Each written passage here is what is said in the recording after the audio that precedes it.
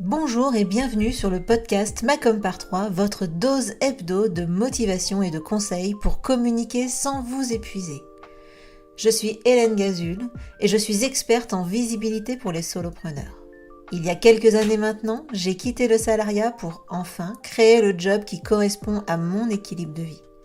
L'occasion pour moi de constater qu'il ne suffit pas d'être expert dans son domaine pour être entrepreneur. Alors, j'ai choisi d'être la partenaire com des entrepreneurs multicasquettes que nous sommes tous. À travers ce podcast et mes accompagnements, je vous partage mes conseils et mon expérience pour vous aider à communiquer simplement sans vous épuiser. Mais plus que tout, mon objectif est que vous passiez à l'action. Les conseils inapplicables et les to-do list sans fin, très peu pour moi. Si vous aimez ce podcast, pensez à le partager autour de vous et à laisser 5 étoiles sur votre plateforme d'écoute préférée. Et pour ne rien manquer, pensez à vous abonner au podcast. En attendant, je vous souhaite une bonne écoute.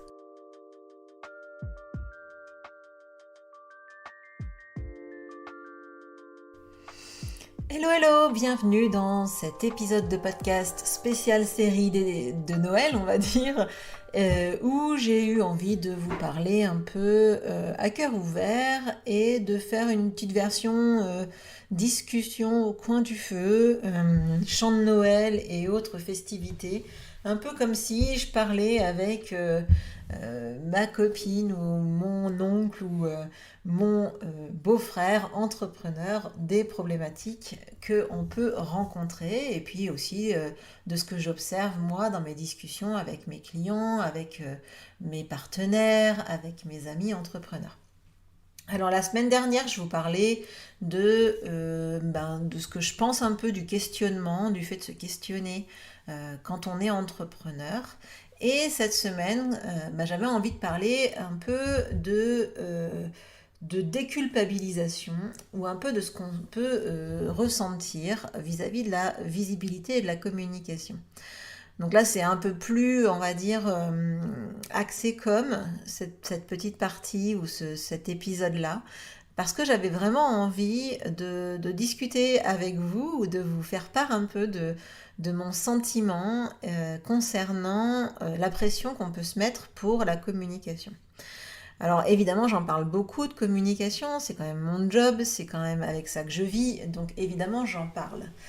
Maintenant, il ne faut pas non plus que ça devienne quelque chose qui prend la tête, quelque chose qui se fait sentir inconfortable dans son business. Ça reste un moyen. En fait, la communication, c'est un moyen de se faire connaître, c'est une technique comme une autre.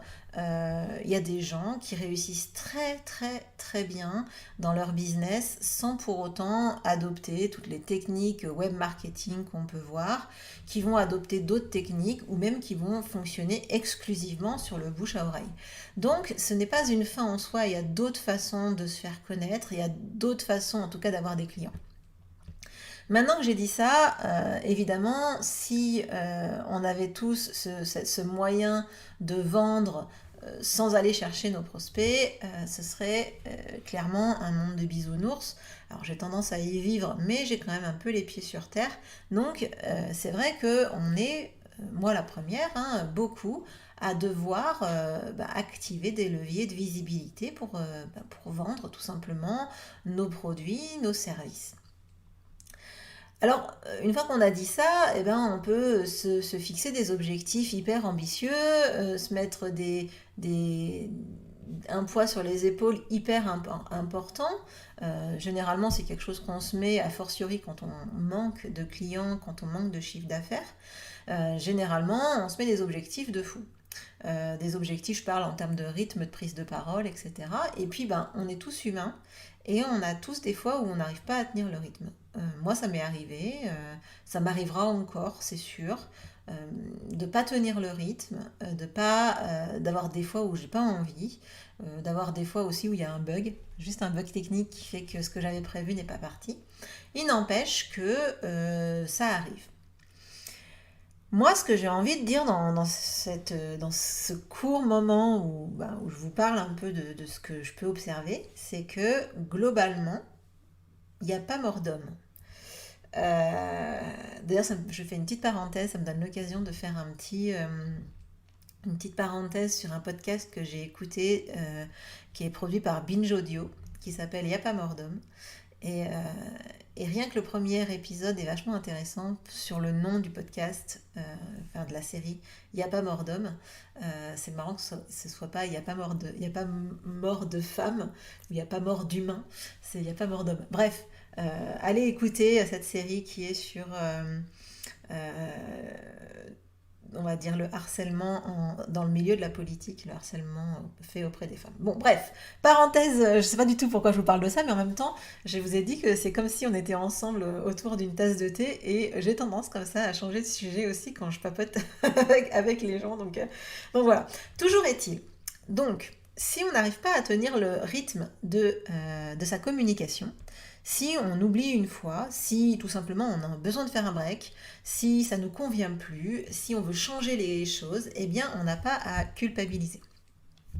Le monde ne s'arrêtera pas de tourner. Je sais bien que ça va être très douloureux ce que je vais vous dire, mais le monde ne s'arrêtera pas de tourner parce que vous n'aurez pas publié sur Instagram pendant 2 semaines, parce que vous n'aurez pas envoyé de newsletter alors que normalement vous en envoyez tous les lundis par exemple. Ça, il ne se passe... Enfin, c'est pas grave. Je vais même vous dire, il y a peu de chances que votre audience s'en rende compte. S'ils commencent à s'en rendre compte, c'est bon signe. Ça veut dire que ils ont pris l'habitude de vous voir et que en plus vous leur manquez. Mais en tout cas, sachez que ça ne va pas déstabiliser le monde évidemment, mais ça ne va pas non plus déstabiliser votre business. On a le droit de faire preuve d'une régularité irrégulière par moment. Je dis pas que c'est tout le temps, je dis pas qu'il faut pas se mettre certaines règles à respecter pour pouvoir effectivement suivre son rythme. Moi, je sais que je fonctionne beaucoup aux règles parce que sinon je ne respecte pas et je n'arrive pas à m'y tenir. Mais en tout cas, vous n'êtes pas obligé si une fois ou deux, ou même plus d'ailleurs, vous le faites pas, vous communiquez pas, vous avez oublié, voilà. Et ben c'est pas très grave. Je voyais d'ailleurs l'autre jour, il y a une nénette là qui a un podcast et qui annonçait qu'elle allait pas publier sur son podcast pendant un mois entier, qu'elle faisait un break, qu'elle l'avait pas fait en plus de, je sais plus, 2 ou 3 ans de vie de son podcast, qu'elle avait jamais manqué un rendez-vous, mais que là, finalement, elle s'octroyait un mois de break.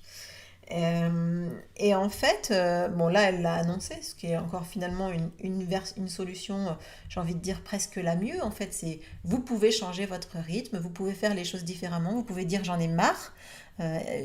Vous pouvez prévenir, vous pouvez ne pas prévenir aussi, ça arrive parfois. Les aléas de la vie font que parfois on ne peut pas prévenir qu'on ne sera pas présent pendant quelques temps. Mais sachez que quoi qu'il arrive, ce n'est pas grave. Alors, je nuance quand même. Moi, il m'est arrivé de faire un break en termes de visibilité pendant, je vais dire, 3 mois, je crois, à peu près. Vraiment de la visibilité, parce que j'avais programmé des choses. Moi, j'ai été arrêtée 4 mois, mais ma com s'est arrêtée vraiment seulement 3 mois.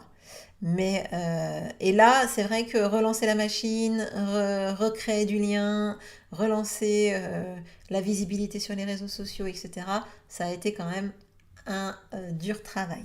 Mais louper une fois, louper 2 fois, enfin voilà. En gros, c'est pas très très grave. Il vaut mieux ne rien dire que de n'avoir rien à dire et de chercher à faire un truc fake quand même. Sachez que vaut mieux effectivement miser sur la qualité plutôt que sur une régularité feinte, dans le sens où c'est du contenu de piètre qualité que vous postez ou que vous diffusez ou que vous envoyez. Donc pas de culpabilité, tout va bien, la vie est belle. Je dirais même, vous pouvez aussi vous dire, ben voilà, petit moment de gratitude, j'ai pas envoyé ma newsletter, mais du coup à la place j'ai fait ça et c'était juste génial. Voilà, vous avez le droit aussi d'accepter, enfin en tout cas d'être tolérant avec vous-même comme vous l'êtes avec vos clients, avec vos amis, avec votre famille. Voilà pour mon petit message, mon deuxième talk, on va dire, des vacances de Noël.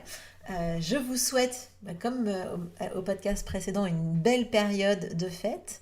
Si vous écoutez le podcast en dehors des périodes de fête, tout ce que je viens de dire, ça marche aussi.